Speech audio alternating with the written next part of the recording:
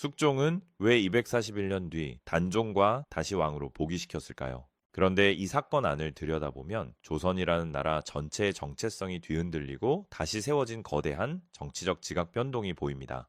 역적의 멍예를 쓰고 무덤조차 제대로 갖추지 못했던 자들이 어떻게 충신의 상징이 됐는지, 그리고 세조의 직계 후손인 숙종은 왜 자신의 조상을 부정하는 것처럼 보이는 이 위험한 결정을 내렸는지, 이 두 가지 질문에 답하다 보면은 권력과 명분과 충성이 어떻게 얽혀 역사를 만드는지가 보입니다. 구독과 좋아요로 시작합니다. 배를 타지 않고서는 바깥으로 나갈 수 없는 섬도 아닌데 섬처럼 고립된 그 공간에 한국 나이 17살짜리 소년 하나가 갇혀 있었습니다. 불과 몇 해 전만 해도 온 나라가 절을 올렸던 소년이었습니다. 임금이었습니다.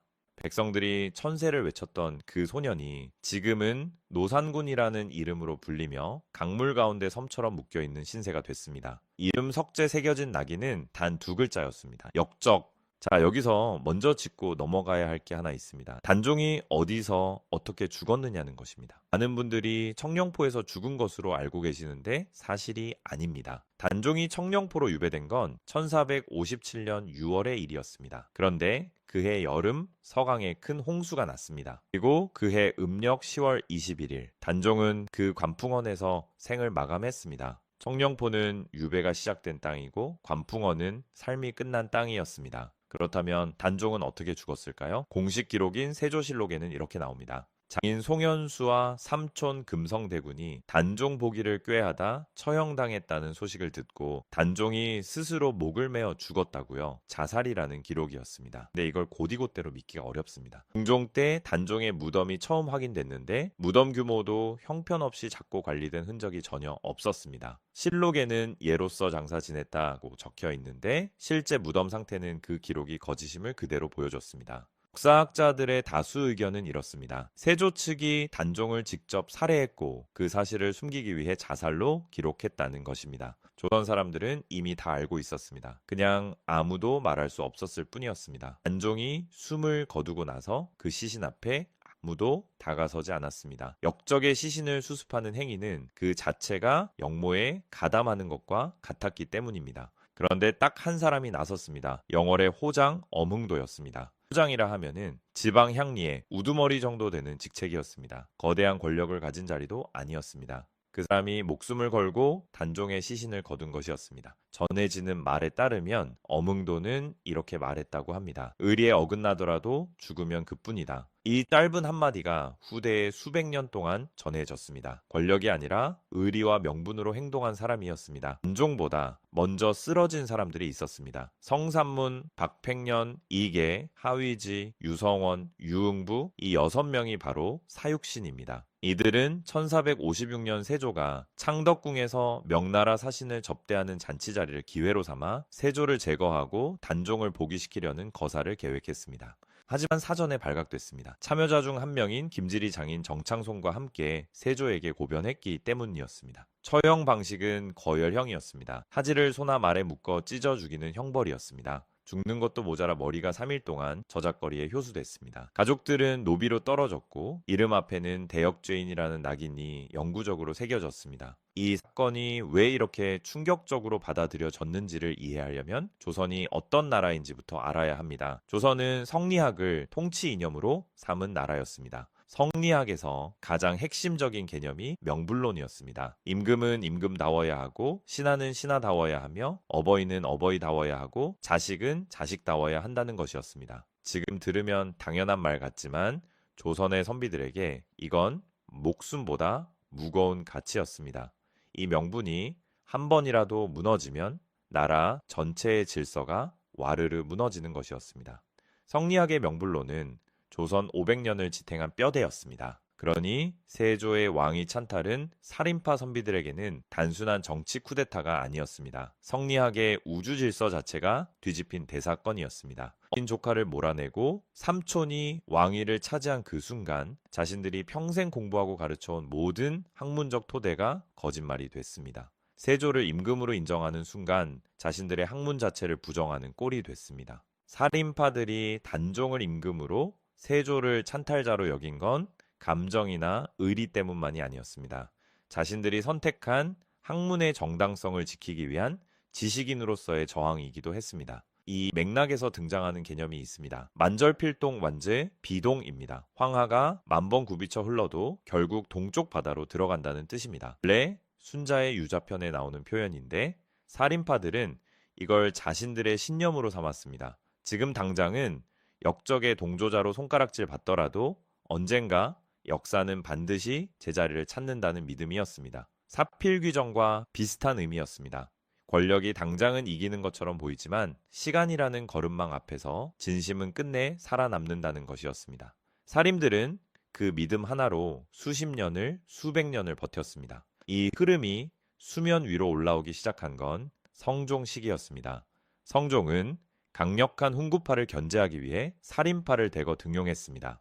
조정에 발을 들인 살인들은 조심스럽게 그러나 분명하게 신호를 보내기 시작했습니다. 그중 가장 유명한 인물이 김종직이었습니다. 김종직이 쓴 조의제문이라는 글이 있습니다. 항구에게 죽임당한 초나라 의제를 추모하는 형식이었는데 사실 이건 단종의 죽음을 애도한 것이었습니다. 직접적으로 세조를 비판하면 목숨이 날아가던 시대에 이런 방식으로 자신들의 생각을 우회해서 기록한 것이었습니다. 이 글이 훗날 1498년 무오사와의 직접적인 도화선이 됐습니다. 무오사와, 갑자사와, 기묘사와, 을사사와 16세기 조선에서 사화가 4번이나 터졌습니다. 피바람이 불 때마다 살인들은 죽어나갔습니다. 근데 이상한 일이 벌어졌습니다. 탄압을 받으면 받을수록 사육신의 이름은 오히려 더 강해졌습니다. 중종 시기가 되면은 선비들 사이에서 사육신은 이미 전설이 됐습니다. 공식 기록에는 여전히 역적이었지만 사당이 곳곳에 세워졌고 절개를 기리는 시문이 쏟아졌습니다. 조정은 역적이라 했지만 민심은 충신이라 했습니다. 이미 2개의 역사가 나란히 흐르고 있었습니다. 이 시기 중요한 책이 하나 등장합니다. 생육신 중 한 명이었던 남효온이 쓴 육신전이었습니다. 학자들 사이에서 이 책의 사료적 가치를 두고 논쟁이 있다는 건 사실입니다.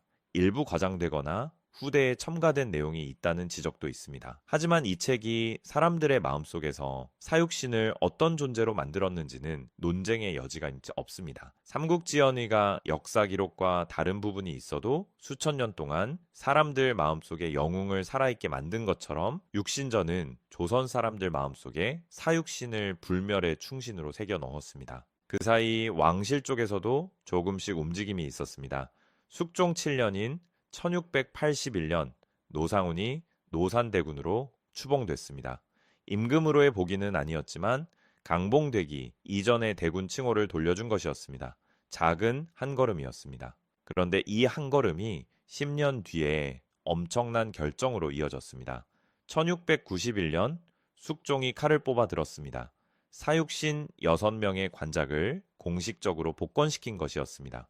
처형된 지 235년 만의 일이었습니다. 이 결정이 왜 그토록 파격적이었는지 한번 생각해 보시기 바랍니다. 숙종의 조상이 세조입니다. 세조가 단종을 내쫓고 사육신을 거열형에 처한 장본인입니다. 그런데 세조의 10대 손인 숙종이 세조에게 맞서다 죽은 자들을 충신이라고 공식 선언한 것이었습니다. 실제로 반대 의견이 쏟아졌습니다. 사육신을 충신으로 선언하면 세조는 도대체 무엇이 되느냐? 효를 목숨처럼 여기는 조선에서 이건 왕실 스스로 자신의 뿌리를 흔드는 위험한 질문이었습니다. 숙종을 제대로 알아야 이 결정이 이해됩니다. 많은 분들이 숙종을 드라마에서 본 것처럼 장희빈과 인현왕후 사이에서 갈팡질팡하던 우유부단한 왕으로 기억하시는 경우가 많습니다. 하지만 실제 역사 속 숙종은 전혀 다른 인물이었습니다. 경신왕국, 기사왕국, 갑술왕국 3번에 걸쳐 집권 당파를 통째로 갈아엎은 왕이었습니다. 한 번도 아니고 3번이었습니다. 그것도 전부 숙종 혼자 주도했습니다. 남인이 커지면 서인을 키우고 서인이 강해지면 남인을 다시 불러들이는 시기였습니다. 신하들은 숙종 앞에서 살아남으려면 왕에게 철저히 충성해야 한다는 걸 피로 배운 시대였습니다. 그러니 숙종의 사육신 복권은 단순한 역사 수정이 아니었습니다. 살아있는 신하들에게 보내는 정치적 메시지였습니다. 임금을 위해 목숨을 바친 자는 그 임금이 설령 내 조상의 적이었다 해도 나는 반드시 기억하고 보상한다. 이 말이 당시 숙종 앞에 앉아있는 신하들에게 무슨 의미로 들렸겠습니까? 경고이기도 하고 유혹이기도 했습니다. 사육신처럼 내게 충성하라. 그러면 설령 정권이 바뀌고 세월이 흘러도 너희 이름은 빛날 것이다. 왕에 대한 충성심을 극대화하기 위한 숙종 특유의 고도의 전략이었습니다. 그리고 1698년 숙종이 마지막 한 방을 날렸습니다. 노상훈에게 단종이라는 묘호를 올리고 조선의 6번째 정식 임금으로 종묘에 모셨습니다. 이 결정을 이끌어낸 건 전 형암신규의 상소였습니다. 숙종은 그 상소를 받아들인 뒤 조정 신하들과 전국 지방 관리들에게 의견을 물었습니다. 그리고 최종 보기를 결정했습니다. 단종이 관풍원에서 숨을 거둔 지 241년 만의 일이었습니다. 한국 나이 17살 소년의 이름이 역적에서 임금으로 돌아오는 데 걸린 시간이었습니다. 찬성하는 쪽은 이렇게 주장했습니다. 충신을 충신이라 부르지 못하는 나라에서 어느 신하가 진심으로 목숨을 걸겠냐는 것이었습니다. 사육신의 절개는 조선의 통치 이념인 성리학의 꽃인데 그걸 역모로 방치하는 건 국가 스스로 자신의 정체성을 부정하는 꼴이라는 논리였습니다. 반대하는 쪽도 만만치 않았습니다. 단종과 사육신을 복권시키는 순간 세조 대왕 이후의 모든 임금이 찬탈자의 후손이 된다는 논리적 함정이었습니다. 효를 가장 중요한 덕목으로 여기는 나라에서 조상을 부정하는 것은 폐륜에 가까운 행위였습니다. 숙종이 이 딜레마를 돌파한 방식이 정말 영리했습니다. 세조가 틀렸다는 말을 한 번도 하지 않았습니다. 그 말을 입에 올리는 순간 왕실 전체의 정통성이 흔들리기 때문이었습니다. 대신 이런 방식으로 논리를 짰습니다. 충절은 그 자체로 숭고한 가치이며 단종의 억울함을 바로잡는 것이 오히려 왕실의 권위를 높이는 길이다. 세조를 건드리지 않으면서 단종을 살린 논리였습니다. 이게 가능했던 건 숙종의 왕권이 그만큼 흔들리지 않을 만큼 단단했기 때문이었습니다. 불안한 왕이었다면 이 결정 자체를 꺼내지도 못했을 것이었습니다. 지금 이 이야기를 들으시면서 어떤 생각이 드십니까? 성삼문이 죽기 전 시조 한 수를 남겼습니다. 이 몸이 죽어가서 무어이 될꼬 하니 복내산 제일봉에 낙낙장송되어 있어 백설이 만건곤할채 독야 청청하리라. 눈이 온 세상을 덮어도 홀로 푸르게 서 있겠다는 뜻이었습니다. 그 사람이 두렵지 않았겠습니까? 무서웠을 것입니다. 거열형이 어떤 형벌인지 몰랐겠습니까? 다 알면서도 그 선택을 했습니다. 그리고 그 선택이 권력이 지워버리려 했던 이름을 235년 동안 살아있게 만들었습니다. 승자가 기록하는 역사가 항상 진실은 아니었습니다. 단종과 사육신은 그걸 수백 년에 걸쳐 증명했습니다. 승자의 기록이 전부라고 믿었다면 이 이야기는 진작 끝났을 것입니다. 그런데 끝나지 않았습니다.